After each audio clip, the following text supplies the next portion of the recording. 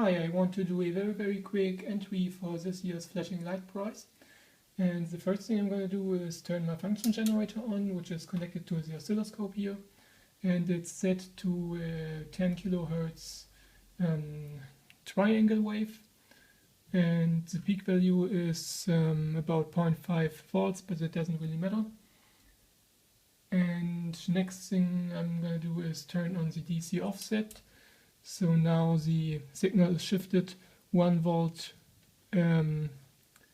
above 0. So half of the wave is above 1 volt and the other half is below 1 volt. And why am I doing this? Because now I can turn down the frequency to 1 Hertz, which is too slow for the oscilloscope, but we can view it on a multimeter.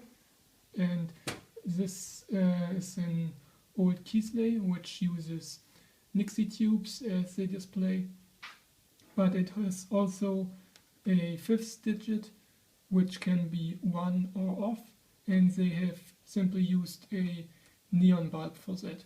So if we put that in the right range, which is the 2 volts maximum range, and plug it into the function generator, then we can see if the voltage exceeds 1 volt, then this neon tube turns on, and if it's below, then it's off. So that's pretty much the simplest thing I could do